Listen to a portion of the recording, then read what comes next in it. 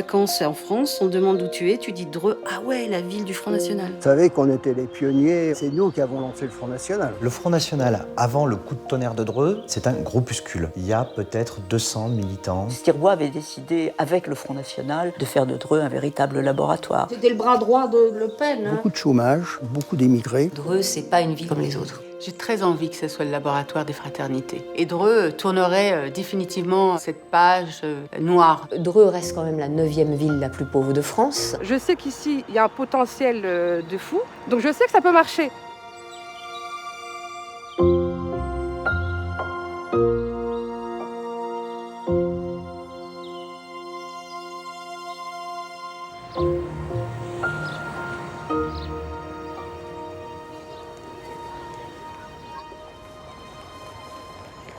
Cette rue-là, c'est la rue de mon enfance. Je jouais aux billes dans les caniveaux, qui étaient ici. Ma mère ayant une boutique de modiste juste derrière vous, qui est maintenant, ce sont des fleurs. Et ma mère a eu l'honneur de coiffer la comtesse de Paris lors des mariages. Je suis resté à Dreux. Des décennies que je suis à Dreux. J'ai essayé de partir une fois, mais je suis revenu.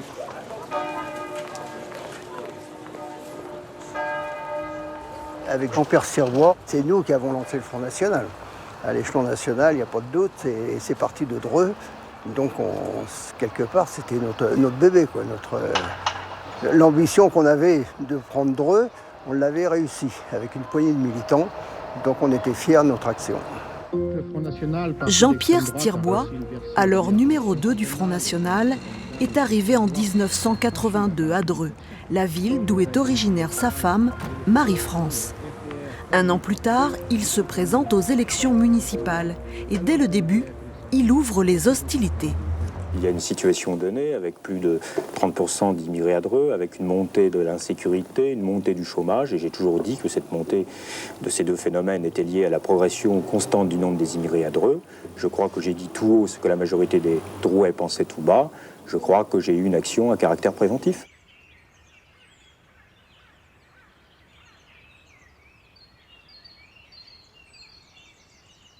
Quand je suis arrivé chez les Stirbois en 77, les réunions qu'on faisait, on les faisait ici le soir, et on était à l'époque 4-5, quoi, plus le couple de Stirbois, ce qui veut dire pas beaucoup.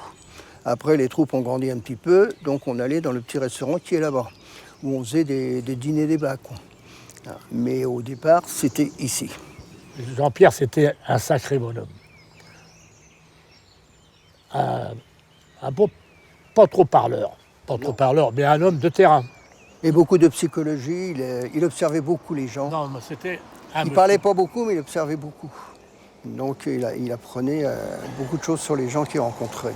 Et il savait un petit peu les points faibles, les points où il fallait toucher, etc., etc. Et donc il s'est ramené beaucoup de personnes grâce à ça. Il présentait bien et il était calme, il était posé, pas excité. Il plaisait aux gens, quoi. Il avait autour de lui énormément de gens disponibles et prêts à lui rendre service, parce qu'il avait beaucoup d'énergie, très gentil, évidemment, un homme charmant. Jean-Pierre Stirbois aurait pu prendre la relève après M. Le Pen, parce qu'il était jeune, dynamique, et 100% avec ses idées de la France et des Français, ça c'est sûr. Mais il pouvait prendre la relève, c'est évident. Ouais. Jean-Pierre Stirbois, c'est un léniniste. Il estime que, comme Lénine, que le parti se renforce en s'épurant. Donc, dès ses premières décisions, il va faire en sorte de mettre de côté ce qu'il appelle, lui, les Nasbrock, c'est-à-dire les militants nationalistes révolutionnaires, fans d'Hitler. Et lui, donc, il va les épurer et puis il va structurer le mouvement de manière très hiérarchique. Il va créer tout de suite un vaste maillon de sections locales. Il va très vite avoir une colonne vertébrale du parti très pyramidale et il va s'imposer comme l'homme à tout faire de Jean-Marie Le Pen. La famille Stirbois, donc monsieur, madame, Marie-France et Jean-Pierre, étaient des idéologues, des durs. Hein. C'est-à-dire qu'eux venaient de la vieille droite fascisante des années d'occupation, etc. C'était des bêtes politiques qui savaient parfaitement faire la politique et qui n'hésitaient pas à tenir un discours extrêmement dur, voire violent, du moins au début. Et en tout cas, ce qui concernait Jean-Pierre Stirbois. Les immigrés de Dreux ont peur. Qu'est-ce que vous leur dites ? Je ne crois pas que les immigrés de Dreux ont peur. J'en côtoie souvent dans la rue. Je leur serre la main, mais ceux à qui je serre la main, ce sont ceux qui travaillent.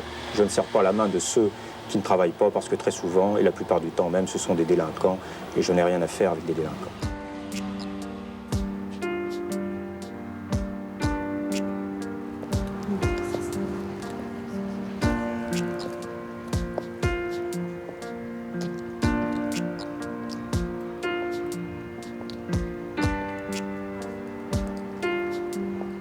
Ça a bien changé, hein. Ça fait bizarre. J'étais déjà revenue, mais là, ça rappelle des souvenirs. C'était pas une résidence, hein. C'était très ouvert. Mes parents étaient d'origine modeste, hein, d'origine marocaine. Mon papa avait été scolarisé, donc il lisait et écrivait l'arabe, mais ma maman n'avait jamais été scolarisée. C'était des ouvriers. Voilà, mais on avait une vie plutôt paisible. Et puis l'immeuble en lui-même était sympathique, il y avait beaucoup de familles nombreuses. On avait nos potes qui habitaient dans le même immeuble, nos potes à qui on donnait rendez-vous pour aller ensuite jouer ensemble dans le quartier. On faisait des courses à vélo, on réparait les vélos, on faisait du patin à roulettes.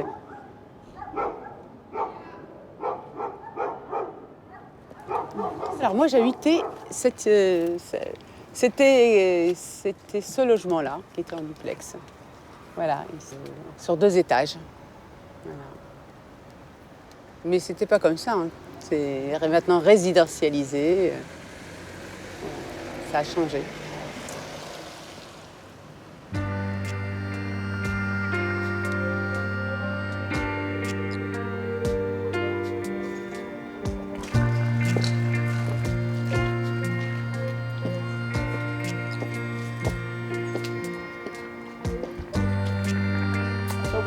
Ça va?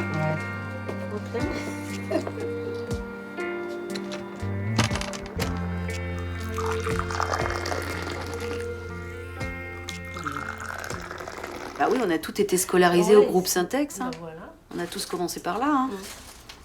On avait même notre terrain d'aventure. Terrain d'aventure. Avec Madame Auger aussi, le club. Le club. Un Je terrain faisais le d'aventure. premier centre aéré dans un cave, un sous-sol d'un immeuble. Moi, je faisais partie des mini-Claudettes. Quand même. Et les Indiens. Et tu te rappelles aussi les Indiens à la kermesse? On faisait ça, la kermesse de Saint-Exupéry. Et toi, tu dois être de l'âge de ma sœur, alors. Ouais. Moi, je suis un peu plus vieille, hein, quand même. Ouais. Pas beaucoup, hein. Dans notre quartier des Chamas, il y avait une vie. C'était pas un ghetto, hein, comme nous a montré du doigt à une certaine époque. Bah, on nous a mis une étiquette sur le dos à Dreux, quand même. Hein. C'est le fief du Front National, alors qu'il n'y a jamais eu de fief du Front National à Dreux. Ça, il faut que les Français le savent. Hein. Enfin, maintenant, quand on parle de Dreux, il y a encore cette étiquette du Front National. Tu vas en vacances en France, on te demande d'où tu es, tu dis Dreux, ah ouais, la ville du Front National. Voilà. Et ça, on a des mal à s'en défaire. Et moi, je l'ai vécu vraiment comme un rejet. Alors, à l'adolescence, c'est hyper douloureux. Hyper douloureux. Je me disais, mais en fait, on va me renvoyer. J'ai même cru qu'on allait me renvoyer. Parce que moi, j'étais pas de nationalité française. J'étais nationalité marocaine. J'avais pas encore pris la nationalité. Donc, j'avais une carte de séjour. Et je me disais, mais mon Dieu, on va me renvoyer dans mon pays. Parce que c'est ce qu'ils disaient quand même. Hein. Et donc, j'avais peur qu'on me renvoie. Après, je me suis rendu compte que finalement, ils ne pouvaient pas trop. Mais c'est vrai que c'était un peu leur discours et on croyait à ce discours. Moi, j'étais plutôt apaisée dans mon rapport à mon nouveau pays. Hein. J'étais bien dans ma peau. Bon, je voyais bien qu'il y avait des petites tensions. Je voyais bien les affiches de rejet, le slogan. Mais que sur la ville de Dreux, on ait pu voter autant Front National et puis après qu'on puisse voter pour une alliance de la droite classique avec le Front National, c'était quand même très douloureux. Ils ont même fait que la ville... C'était stigmatisé. Ouais. Oui, ils n'ont pas réglé les problèmes et pire, ils ont nui à l'image de la ville. Ils ont fait que beaucoup de gens sont partis, qu'on a eu du mal à faire venir aussi des personnes qui auraient pu s'installer et amener de la richesse dans la ville. Les enseignants ne voulaient pas s'installer sur la ville.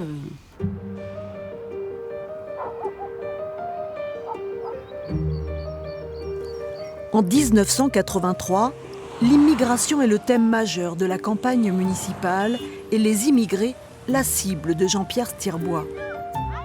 À Dreux, les besoins en main-d'œuvre ont fait qu'ils sont plus nombreux qu'ailleurs. Plus d'1 habitant sur 4 est d'origine étrangère. Sur le sujet, la population est divisée.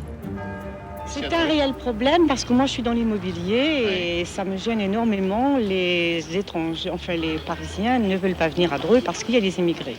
Les gens étaient venus du Maroc, des contrats faits avec la radiotechnique par l'appui de Philippe, c'est les Hollandais. Et ils ont grandi, ils sont mariés, ils ont fait des enfants. Et aujourd'hui, on arrive 20-25 ans après qu'il y a les enfants puis il n'y a pas de travail. Tous les mercredis, tu viens ? Moi, tous les mercredis. Le maire de l'époque est une personne singulière. La socialiste Françoise Gaspard est née et a grandi à Dreux. Elle n'a que 37 ans. Énarque et agrégée d'histoire, elle est persuadée que l'immigration n'est pas un enjeu des élections municipales.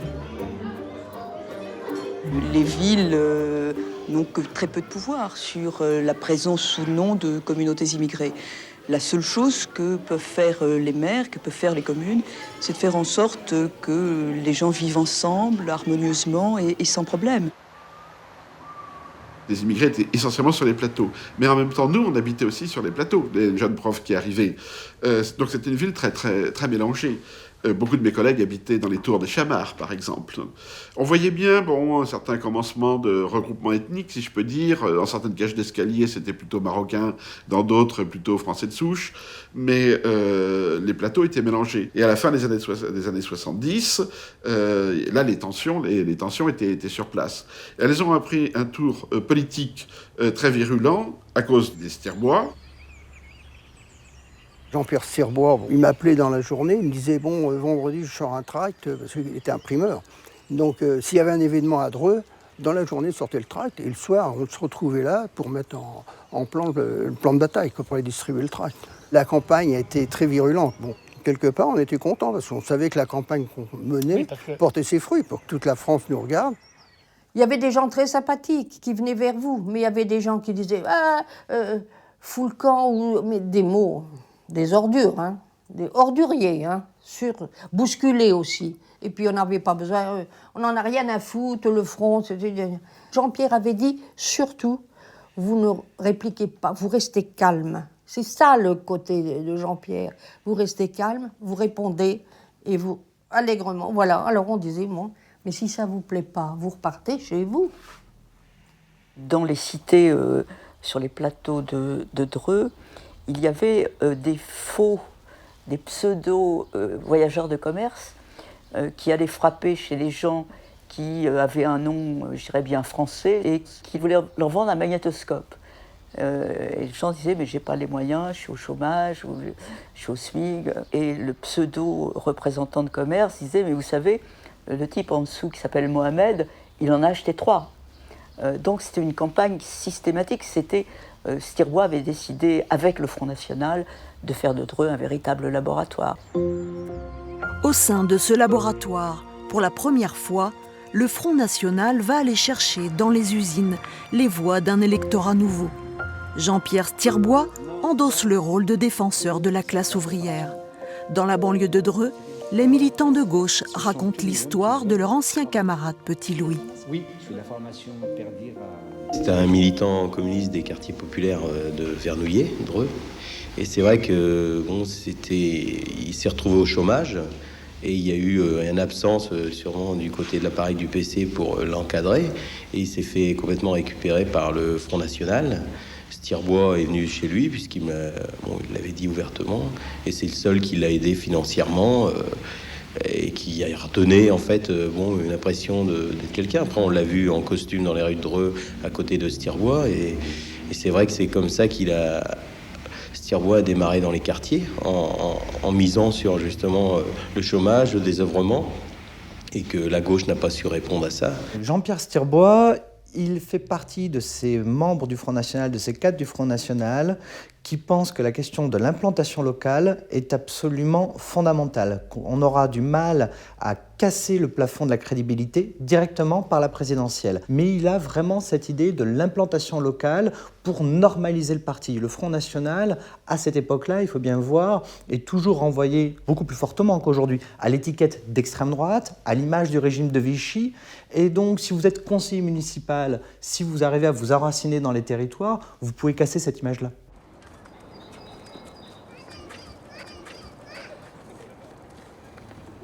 Les gens, en fait, se mettent des barrières. Ceux du centre-ville ne vont pas forcément venir ici dans notre secteur parce qu'ils pensent qu'il n'y a pas forcément quelque chose à y faire. Et les gens d'ici vont peut-être se mettre des freins psychologiques au final. Et en fait, la seule façon de pouvoir casser ces frontières-là, c'est de les mélanger. C'est de faire en sorte qu'ils se mélangent, qu'ils se découvrent, qu'ils se connaissent, de se tolérer, de comprendre l'autre, qu'on peut être différent, qu'on peut être pas du tout de la même origine, mais qu'on peut se ressembler, qu'on peut faire des choses ensemble, et c'est le challenge. Ça va bien? Tranquillou. Bah oui, toi. Ouais. Ça va les gars? Tranquille? Ça fait? Pas du tout. À Dreux. Dans quel quartier? Celui-là? Non. C'est lequel? Les Verts d'Or. D'accord, très bien. À ton tour. Moi, j'habite au centre-ville,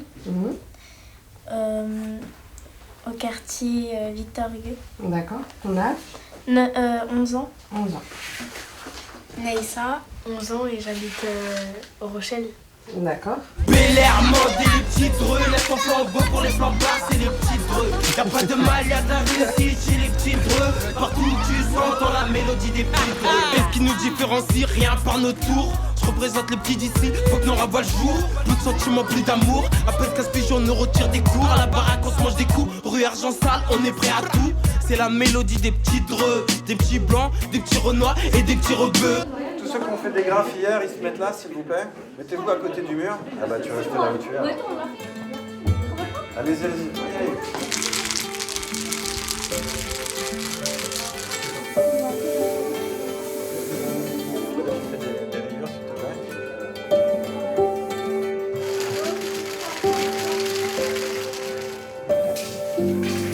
Voilà, et un dernier ici. Lève-toi, non, lève-toi avant, parce que là t'es pas devant.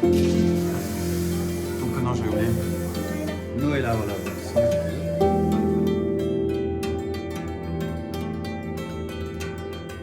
Moi, j'avais le même âge que vous et j'habitais ici. En fait, j'habitais dans ce qu'on appelle la C14, qui doit plus avoir ce nom-là, qui est juste à côté de la 6 Tassigny. Et j'avais le même âge, mais à cette époque-là, il n'y avait pas du tout les bandes de peinture et le graphe, ça n'existait pas. Et donc moi, à votre âge, j'avais pas la chance que, entre guillemets, vous avez aujourd'hui.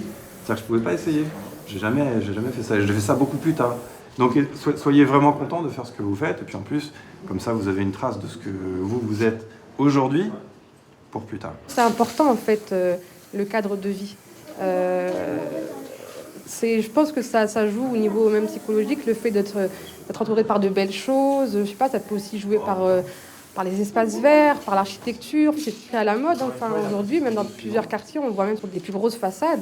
Voilà, on se sent plus dans le move, etc. Je pense que ça joue, ouais, ça joue. Mais c'est une petite chose. Puis une autre, puis une autre, puis une autre qui fait que, ouais, ça change du coup.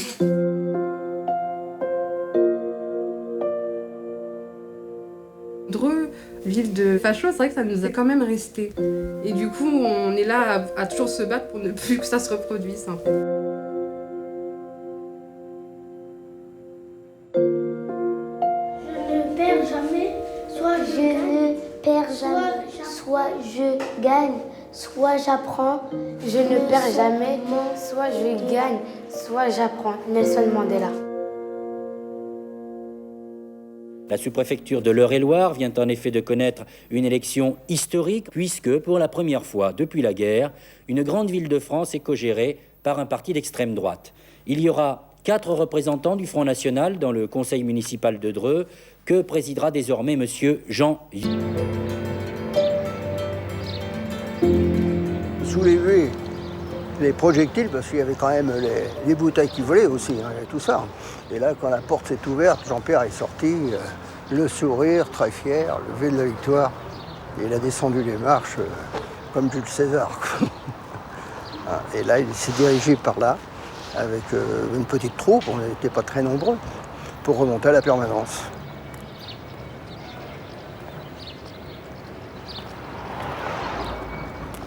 Cette maison, c'était là l'entrée de la permanence.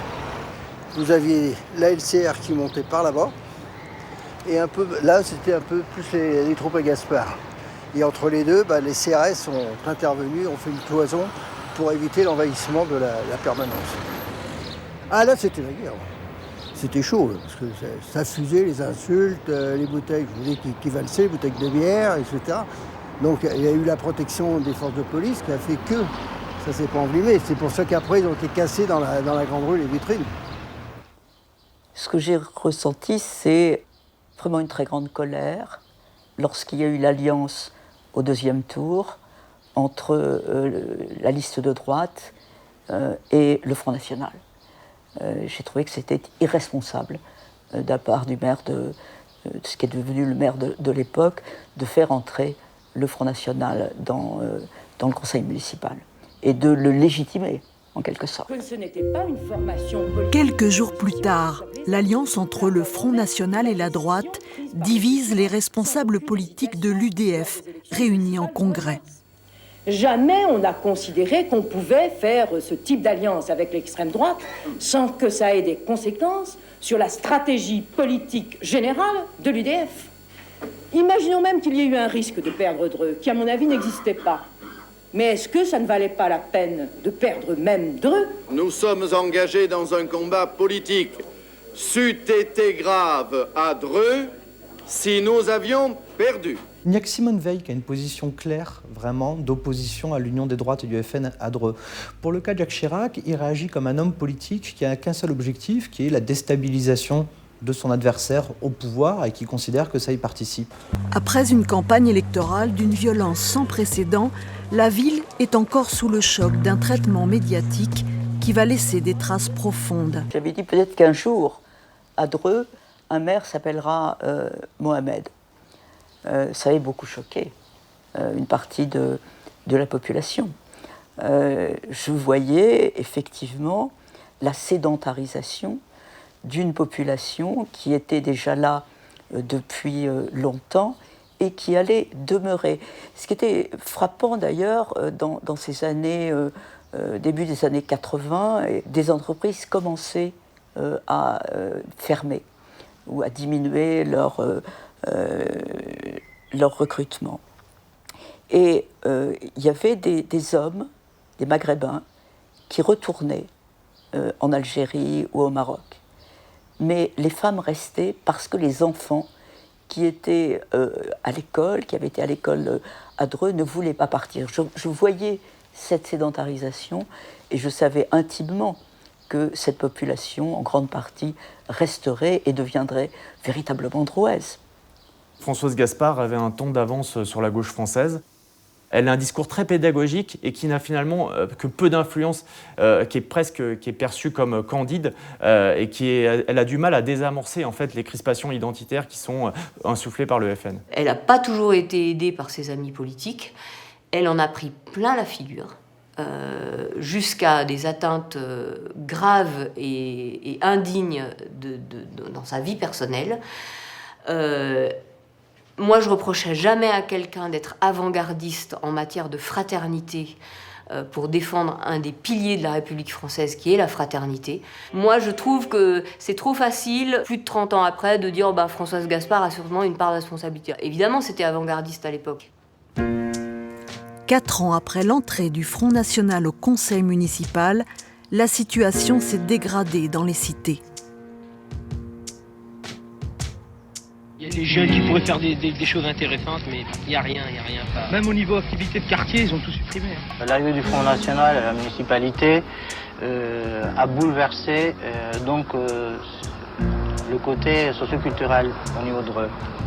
Pourquoi parce qu'ils n'ont pas de vraie politique culturelle, parce qu'ils ont supprimé des personnes intéressantes qui impulsaient des activités pour peut-être laisser pourrir une population qui ne les intéressait pas. Il ne se passe rien pour les jeunes parce qu'il ne se passe rien en eux. Est-ce que vous ne pensez pas que c'est formule un peu facile. Non, c'est pas facile, surtout pour eux. Je pense qu'ils sont un petit peu désœuvrés parce que leur esprit n'a pas... et la culture qu'on aurait dû leur donner peut-être par un enseignement plus approprié ne les a pas ouverts à tout ce qu'on peut leur présenter.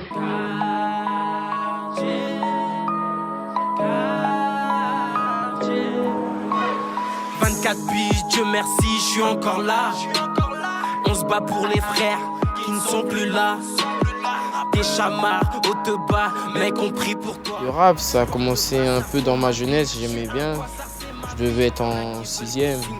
Je commençais à écrire des bouts de texte comme ça, j'aimais bien. Puis après, avec tout ce qui se passait, voilà, la révolte que j'avais en moi, plein de choses, je voulais le mettre sur papier. C'était mieux, parce que quand je ne les mettais pas sur papier, je finissais en garde à vue.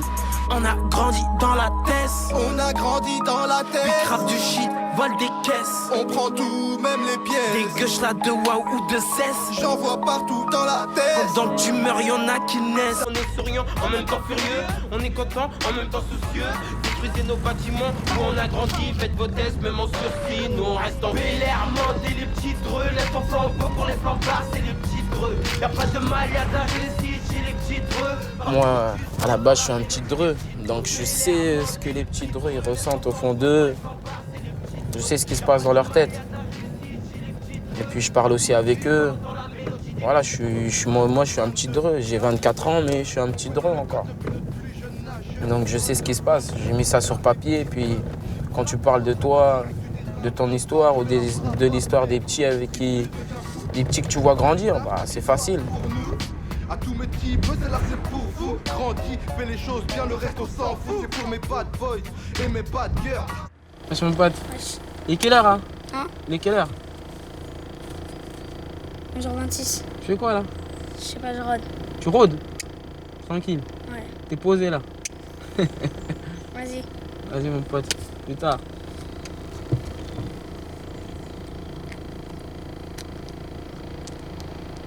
La jeunesse drouaise.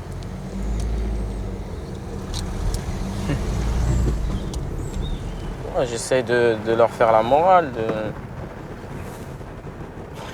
Encore un petit... Qu'est-ce que c'est que ça? C'est quel âge ce petit là? 11h30 du matin. Wesh mon pote. Ouais, t'as quel âge? 7 ans. Tu fais quoi là? J'attaque quelqu'un. Tu galères? Hein? Ouais. Vas-y mon pote, putain. Beaucoup, il n'y a rien à faire. 7 ans, 10 ans, 11 ans, ils traînent déjà, ils rôdent.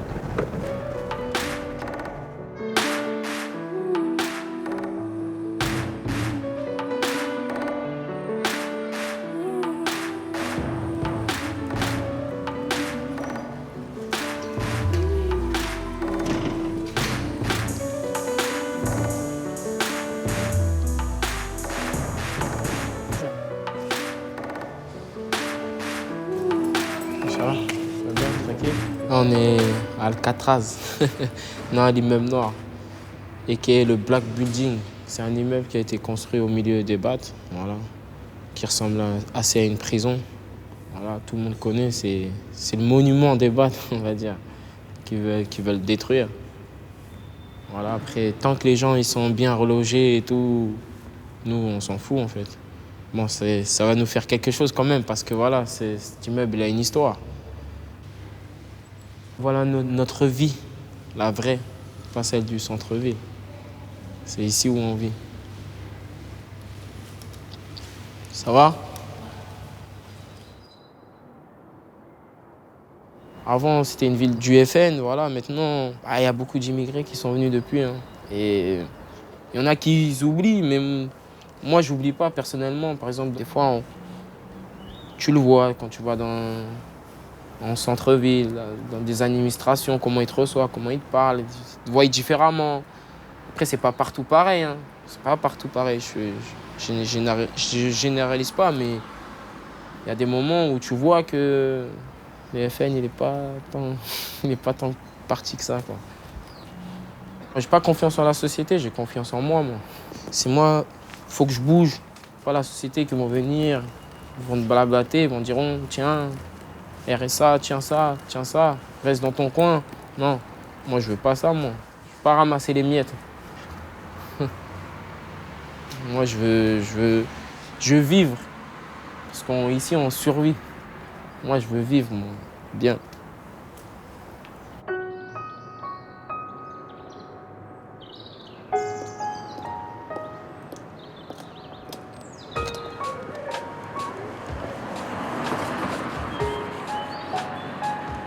Je me rappelle de beaux souvenirs avec ma sœur. Donc on descendait en fait des Chamarres. On descendait à pied, bien sûr. On n'avait pas nos parents pour nous accompagner en centre-ville. Et on passait toujours par le boulevard du Bois et on rêvait. En voyant ces belles maisons. Et je me souviens que, ne pouvant pas acheter de maison en France, maman nous disait un jour on aura une maison au Maroc. Et donc on pensait que la maison au Maroc pouvait ressembler à une maison, à ce genre de maison. C'est vrai que quand je voyais ces belles maisons, elles me faisaient rêver, mais je ne pensais pas un jour habiter ici, effectivement.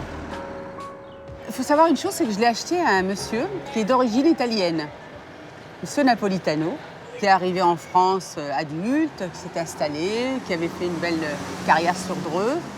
Et c'est à lui que je l'ai acheté, donc pour moi, il y avait aussi une symbolique. Quelque part, je me retrouvais à acheter la maison de quelqu'un qui était comme moi, issu d'immigration. Et aujourd'hui, c'est moi, l'enfant d'immigrés marocains qui l'habite aujourd'hui. Et j'ai ressenti une belle fierté. Et quelque part, ça a été un accomplissement aussi dans mon identité et mon appartenance à cette ville.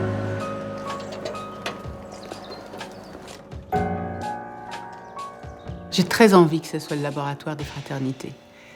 D'ailleurs, je pense qu'il faudrait en faire même un slogan. Et Dreux tournerait définitivement cette page noire de son histoire. Elle l'a bien tournée, hein, mais je crois qu'on a encore un challenge à saisir, effectivement, pour être un bel exemple. Je pense qu'on a tous les ingrédients pour le faire. On a des Drouais qui ont envie, sincèrement. Moi, quand je rencontre les différents habitants sur le centre-ville, les quartiers, français de souche, non français de souche, je vois bien que les gens ont envie vraiment de vivre ensemble. Le 5 novembre 1988, 5 ans après son élection, Jean-Pierre Stirbois meurt dans un accident de voiture.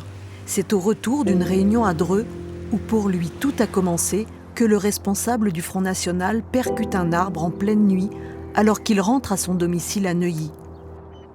Le clan frontiste est sous le choc. Moi, je l'avais quitté le soir après ce meeting. Et bon, je lui ai demandé, Jean-Pierre, t'es fatigué? Il m'a dit non, pas de problème, dans une demi-heure, je suis à Neuilly, je rentre. Et donc, il est parti. Moi, je suis rentré chez moi, je me suis couché. Et le matin, sur le coup des 6 heures, il y a un militant qui m'appelle, il me dit, Jean-Pierre est décédé. Alors, le choc, j'y croyais pas, quoi. Je croyais que c'était un cauchemar. Et là, j'ai mis la radio, et la radio, hélas, m'a confirmé sa mort. C'est une mort brutale, sur laquelle on se pose des questions. Donc ça quand même, même dans ses détracteurs, ça a posé quand même, ça a fait un choc. Nous, on n'a jamais cru à un attentat, on a dit qu'il était fatigué. Hein. Mais quand on a entendu tous ces gens qui racontaient que ça pouvait être un attentat, mais c'est immonde de raconter des trucs comme ça, on l'avait vu, on savait qu'il était fatigué. C'est à Pontchartrain, sur la côte, la pente, sur la gauche, il s'est foutu dans un arbre, là. Ben, il s'est endormi, quoi. Non, c'est vraiment, c'est n'importe quoi. Quelques jours après le drame, Marie-France Stirbois décide de prendre la succession politique de son mari. Il y avait la relève. Bah, il y avait sa femme, déjà. Marie-France était là. Ah, bah, Marie-France, bah oui. Elle était jolie, déjà. Elle était stricte. C'était comme ça, comme ça, comme ça. Il ne fallait pas trop discuter. Ou éventuellement, est-ce que tu crois que... Non, on fait comme ça. Voilà. Elle était très, très, très directe. À ça, elle suivait les choses de façon très... rigide, oui. Elle a repris contact avec les gens de Dreux, avec moi notamment. Et on a continué le combat, on s'est rassemblés, on n'a pas baissé les bras. Et puis elle a repris le flambeau, si je puis dire. Et puis voilà. Et puis elle a bien rassemblé au final. Oui, elle a bien rassemblé, c'est venu naturellement. Marie-France Tirbois, elle a une qualité qui est qu'elle a un nom de famille, qui lui permet effectivement de se donner une crédibilité. Elle a un défaut, c'est son nom de famille. Elle se repose dessus. Quand elle devient effectivement députée FN, à un moment où le Front National effectivement est en manque d'élus à présenter dans les médias, le problème que ça va lui poser, c'est qu'au Front National, avoir un succès que n'a pas le président du Front National, c'est limiter ses chances pour les années futures, parce que ça ne plaît pas à Jean-Marie Le Pen du tout, qu'on se permette des députés quand lui ne l'est pas. Elle va être à 2 doigts de remporter la mairie, c'était en 88 et 95, et puis finalement elle échoue et elle finit par se dire bon bah je vais partir dans le sud, donc elle prend ses valises, elle repart dans le sud, mais elle est à 2 doigts à un moment, oui, de remporter la mairie de Dreux. Le rêve de Marie-France Tirbois de s'asseoir dans le fauteuil de maire de Dreux se brise définitivement au soir du 18 juin 1995. Elle quitte la salle des fêtes sous les huées et les sifflets. Dreux n'aura pas cédé à la tentation extrémiste. Le nouvel homme fort de la ville s'appelle Gérard Hamel.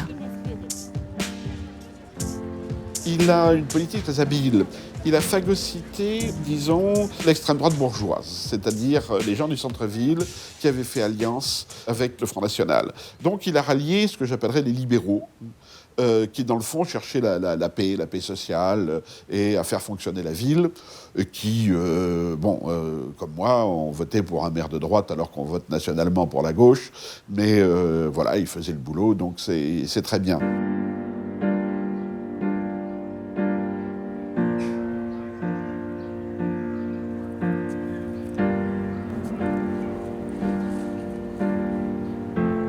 Honnêtement, ça m'aurait fait plaisir d'entrer dans l'équipe municipale. Mais bon, il y a toujours eu des réticences. Je comprends très bien que Gérard Hamel ne vienne pas me chercher. J'ai peut-être pas l'envie de lui manquer, mais c'est vrai que j'aurais fait tâche. Donc j'avais dit à Gérard Hamel, moi, ça me plairait de rentrer dans le comité Proximum. Je suis donc rentré dans le comité Proximum du centre-ville, où là, j'ai découvert Naïma, Abiba, tous ces gens-là que j'ai trouvé très chaleureux, qui ont envie de faire quelque chose pour la ville. Et j'ai dit, moi, je vous suis. Mais bon, qu'on soit d'extrême gauche, de droite ou autre, quand il y a un banc qui ne va pas, on est tous d'accord pour le changer. Et donc, on est au service de la population de Dreux, et ce n'est pas une question d'étiquette politique. Quand il y a besoin pour le bien-être des Dreux, il faut le faire. Fort de sa large victoire sur le FN, amplifiée par la création d'un véritable front républicain, Gérard Hamel, 45 ans, entrepreneur en bâtiment, a tout approuvé. Moi, je me souviens très bien de l'arrivée de Gérard Hamel. Ce qui a été fort dans son discours, c'est « je viens, je ne deal pas avec le Front National ». Il a dit « moi, je ne reconnais qu'une communauté, c'est la communauté des Drouais. Et je suis le maire de tous les Drouais ». Et ça, c'était fort. Je pense que certains vous diraient que c'était courageux. Alors après, effectivement, ce qui a été important, c'est la rénovation urbaine qui a été menée. Puisque les chamards, déjà les chamards, il y avait les petites tours et les grandes tours. Et il fallait donc réhabiliter ce quartier qui avait mal vieilli, insalubre, etc. Donc ça a été aussi une rénovation importante qui a été menée.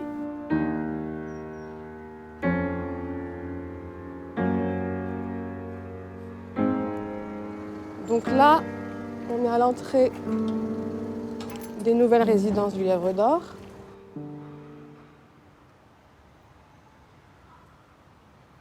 Vous avez la taille des balcons. C'est important dans le sens où là, on peut même mettre une petite table, des petites chaises, et des pots de fleurs. On s'y sent bien, on se sent valorisé. Vous avez des noms de philosophes, de scientifiques. Donc ça va avec, en fait, ça va avec. Donc forcément, mentalement, on peut se sentir que bien. Il n'y a pas un coup de stylo, il n'y a pas un coup de graphe. On respecte. Parce que c'est joli, c'est propre, ça fait du bien. Vous avez des bancs, vous pouvez discuter avec le voisin, il y a un espace, c'est clôturé. On a droit à la même qualité d'appartement qu'au centre-ville. C'est juste qu'on n'est pas au centre-ville, c'est tout. Le fait de se sentir accepté, ça donne encore plus envie de faire justement pour ce pays, qui est le nôtre aussi. On l'a appris à la télé qu'on n'était pas français. On ne l'a jamais ressenti ici à Dreux qu'on ne l'était pas. Parce qu'on a une liberté totale. Les gens cohabitent ensemble. Et à partir de là, ouais, on a quelque chose en plus par rapport à d'autres villes. Je sais qu'ici, il y a un potentiel de fou. Parce que je le vois tous les jours. Donc je sais que ça peut marcher.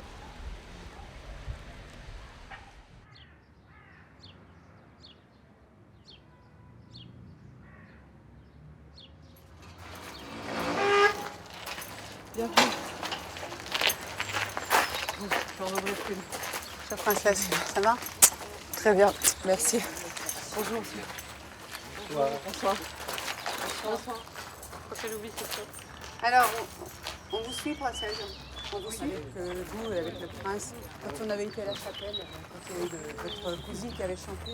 Dreux est quand même domaine royal depuis 1026, donc dans la famille, acheté par Robert le Pieux, fils de Hugues Capet, qui est le premier roi de la branche capétienne dont descend le prince Jean. Quand il reçoit des groupes, il dit voilà, vous avez, parce qu'effectivement, les jeunes parlent souvent de leur cité, alors ils voient leur cité par là-bas ou leur cité un peu plus loin. Et comme dit le prince Jean, il y a plusieurs cités, mais il y a surtout une cité, c'est la cité de Dreux, c'est la cité royale, composée de plusieurs cités, effectivement. Et l'essentiel, c'est que tout se passe bien, qu'on s'entende bien et que surtout on se comprenne. Moi, je suis un petit peu d'accord avec la princesse. C'est vrai qu'on est une cité royale et il faut continuer dans cet esprit de vivre ensemble, de se retrouver et puis d'accepter nos différences. Voilà. Donc nous pouvons être fiers de notre ville.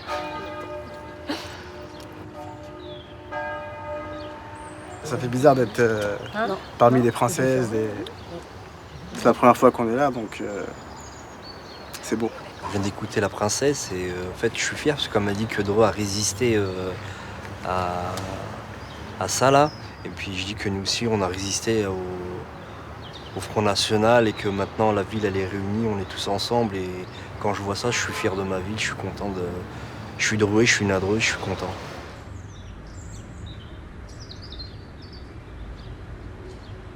J'ai une expression que j'aime bien employer, Dreux que c'est beau. C'est une ville où je suis restée et moi je suis vraiment très attachée à cette ville. Vraiment, je l'aime beaucoup.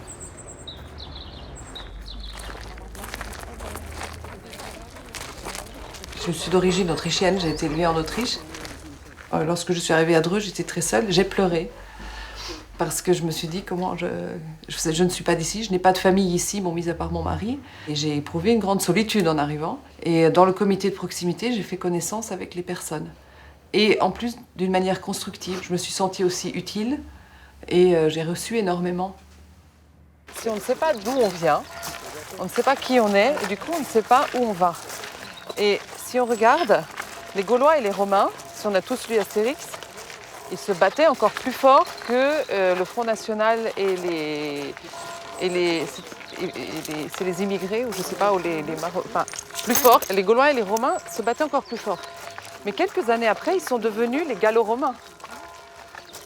Les Gaulois ne sont pas devenus les Romains, ils sont devenus les Gallo-Romains. Après, ils se sont bien battus avec les Francs, mais ils ont trouvé un terrain d'entente, ils sont devenus les Français. Le but, c'est parler ensemble dans une ville, comme nous faisons au comité de proximité. Et du coup, se dire, ce qui compte, c'est que nous, on vive bien ensemble et qu'on s'entende, qu'on garde chacun nos différences, mais qu'on soit ensemble dans la cité.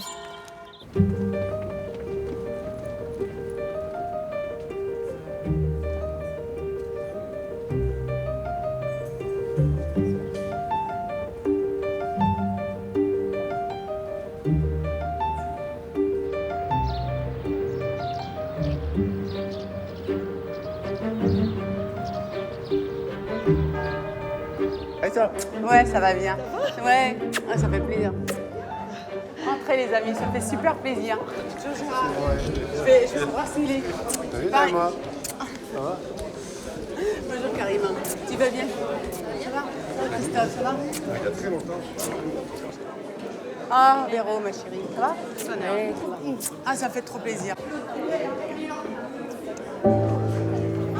Et toi? Ben, ça va.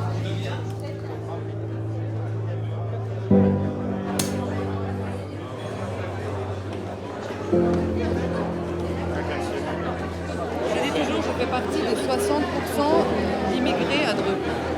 Je n'ai pas la nationalité. Je suis très heureuse parce que cette distinction me fait revivre mon parcours, voilà, mon histoire. Quand je suis arrivée à Dreux à l'âge de 8 ans, tout ce parcours, les chamards, aujourd'hui, voilà. Et quand je vois mes enfants, ils sont complètement bien dans leur identité française.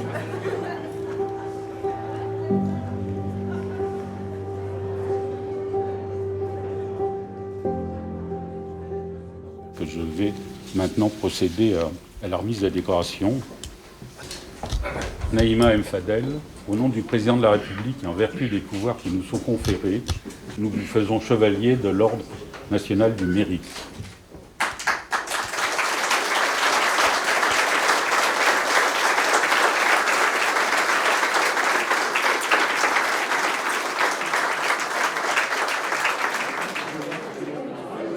Super, ma grande. Ah, c'est ta soirée, hein. Tu profites à fond, hein. Super. Ouais. Naïma El Fadel, c'est l'attachement à la République, à la laïcité, à une capacité à être totalement fier de ses origines, totalement également fier de sa religion et fondamentalement fière d'être française, d'être dans la République. Et elle réussit à rassembler l'ensemble de ces sujets dans une personnalité, dans une démarche. Et donc c'est quelqu'un pour lequel j'ai la plus grande estime. Voilà. Bravo, je te félicite. C'est bien mérité. Cet amour du pays, cette volonté avec l'éducation qu'elle a reçue de réussir dans le pays qu'il a adopté, envie de faire plus, de servir, c'est tout ça, Naïma. J'ai connu avant Gérard et là j'ai déjà. Alors je sais qu'il rougit toujours un petit peu quand je lui dis ça, mais il est arrivé, il a fait une rupture avec les années d'avant, il a réconcilié les Drouais l'aiment.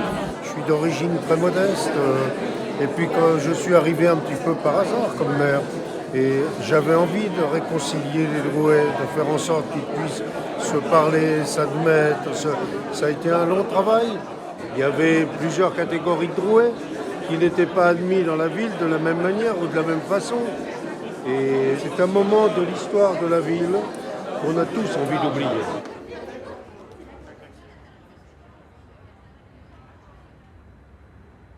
Est-ce que le FN en tant que FN ressurgira? Je ne sais pas s'ils en ont les capacités militantes, l'envie en plus. Est-ce que dans les stratégies du Front National, Dreux est une ville importante? Je ne sais pas. Maintenant que les idées que le Front National défend sont totalement éradiquées de Dreux, alors là, j'aimerais bien pouvoir vous dire oui, mais ça, je ne le pense pas du tout. C'est tout ce qui recrée du tissu urbain habité par des gens qui fait reculer le vote FN. C'est-à-dire qu'on ne fait absolument pas reculer le vote FN, comme l'a cru la gauche à Dreux en 1983, par la question morale. On fait reculer le vote FN par de la politique, par une politique urbaine et sociale. Mais vouloir faire reculer le FN, comme on l'a fait à Dreux dans les années 80, par la morale, ça n'a jamais fonctionné. Parce que ce que représente le vote Front National, que ce soit à Dreux ou ailleurs, c'est une demande politique, une demande autoritaire qui demande à être satisfaite. Quel beau symbole nous est offert aujourd'hui. Un enfant d'immigrés juifs polonais qui décore une enfant d'immigrés musulmans marocains. Quelle est belle la République, qui tend la main. La République qui tisse ses liens forts et durables de solidarité et de fraternité. Comme le soulignait Romain Gary, nous sommes tous deux de ceux qui n'ont pas à l'origine une goutte de sang français, mais ont la France qui coule dans leurs veines. J'ai eu le sentiment d'une dette à l'égard de la République, de ces chances qu'elle m'avait offertes. Très tôt, j'ai eu la volonté farouche d'œuvrer à l'unité, à la fraternité, à la solidarité. Je suis de la culture du juste milieu. En définitive, je dirais que je suis pour la dignité humaine, celle qui élève les individus. Je suis fille de France, fière d'être le fruit de la République et d'appartenir à ce beau pays. Vive la République, vive la France.